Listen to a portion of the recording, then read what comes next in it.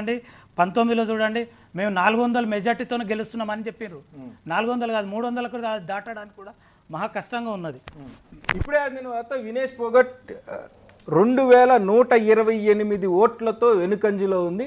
ఆమె కౌంటింగ్ కేంద్రం నుంచి కూడా వెళ్ళిపోయినట్లు మనకి వార్తలు వస్తున్నాయి. అది నిజమో కదా మనకైతే తెలియదు. ఆమె అయితే వెనుకంజలో ఉంది. వినేష్ పోగట్ వెనుకంజలో ఉంటుందని ఎవరన్నా ఎక్స్పెక్ట్ చేసిరా? ఎవరు కూడా చేయలేదు. అట్లా అని ఇప్పుడు ఇంకా అయిపోలేదు కదన్న. చెప్తే కదా ఇందాకనే ఫ్యామిలీని డివైడ్ చేసి డివైడింగ్ రూల్ అని దాంట్లో కూడా ఫ్యామిలీని అంటే మీరు తీసుకున్న జవాన్ కిసాన్ పైల్వాన్లో పైల్వాన్ మంత్రం పనిచేయలేదా? 100% పనిచేస్తుంది. ఇంకా లీడ్ అయిపోలే కదా, వెనకంజ ఉంది అని చెప్తున్నారు. వాస్తవమే, ఒప్పుకోవాలి కూడా. నడుస్తున్న పరిణామాలను కూడా మనం ఒప్పుకోవాలి. కానీ ఇంకా అయిపోలేదు కదా.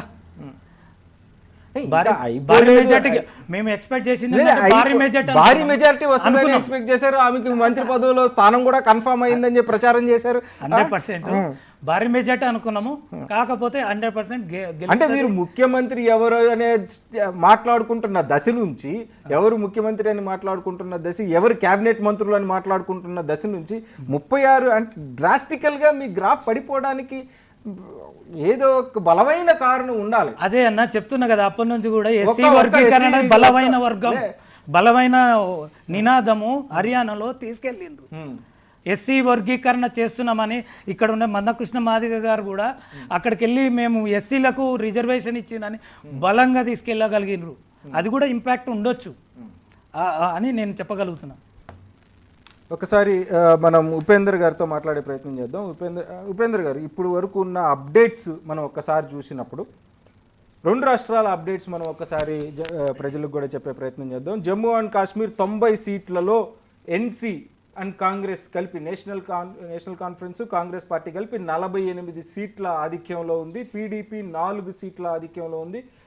ఇదర్స్ బీజేపీ 28 సీట్ల ఆధిక్యంలో ఉంది. అదర్స్ 10 సీట్ల ఆధిక్యంలో ఉన్నారు. ఇక హర్యానా విషయానికి వస్తే కాంగ్రెస్ 36 సీట్లలో, బీజేపీ 47 సీట్లలో, ఐఎన్ఎల్డి 2 సీట్లలో, అదర్స్ 5 సీట్లలో ఆధిక్యంలో ఉన్నారు. అంటే 2 స్టేట్స్లోనూ ఒక క్లియర్ పిక్చర్ మనకి ఇప్పుడు ఆల్మోస్ట్ 11 అవుతుంది కాబట్టి వచ్చేసినట్లే. ఉపేందర్ గారు, మొదటిగా మనం హర్యానా విషయానికి వస్తే మొత్తం అనుకున్నవన్నీ తారుమారైపోయి కాంగ్రెస్ గ్రాఫ్ కంప్లీట్గా పడిపోయి బీజేపీ ముందుకెళ్తుంది. ఒక పక్క మోదీ హవా తగ్గుతుంది అన్న ప్రచారంలో లేదు, రాహుల్ గాంధీ గారి ప్రభావం దేశవ్యాప్తంగా కనిపిస్తుంది అని అందరూ అనుకున్న దశలో ఇలాంటి ఫలితాలను మీరు ఎక్స్పెక్ట్ చేశారా? 100కి 100% చైతన్య గారు నమస్కారం అండి. అట్లనే మైక్ టీవీ ప్రేక్షకులందరికీ కూడా నమస్కారం.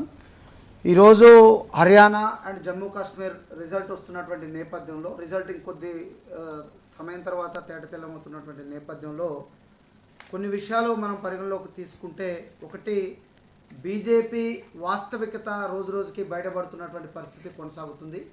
నరేంద్ర మోడీ చేస్తున్నటువంటి విధానాల వెనుకున్నటువంటి విశ్వరూపం బయటపడుతున్నటువంటి పరిస్థితి నేడు నెలకొని ఉన్నది. దేశవ్యాప్తంగా కూడా బీజేపీని గతంలో ఏ రకంగా అయితే దేశవ్యాప్తంగా ప్రజలందరూ కూడా ఓన్ చేసుకొని బీజేపీయే జాతీయ పార్టీ, బీజేపీయే ఈ దేశానికి ఒక సరైన పార్టీ, కాంగ్రెస్ కాదని గతంలో ఏ రకంగా అయితే అనుకున్నారో దానికి విరుద్ధంగా ఈరోజు దేశవ్యాప్తంగా కూడా విరుద్ధమైనటువంటి పవనాలు బీజేపీకి వీస్తున్నటువంటి తరుణంలో ఈ రిజల్ట్ని ముమ్మాటికి ఎవరు ఊహించలేదు. ఈ రిజల్ట్ వెనక అనేక అనుమానాలు కూడా వస్తున్నటువంటి పరిస్థితి కూడా నేడు నెలకొని ఉన్నది. ఎందుకంటే ఆంధ్రప్రదేశ్ రాష్ట్రంలో కూడా చూసినాం ఎట్లా ఎన్నికల రిజల్ట్ తారుమారైందనేది కూడా ఉన్నది. ఆ సందర్భంగా కూడా అనేక మంది ఎన్నికల విశ్లేషకులు చాలా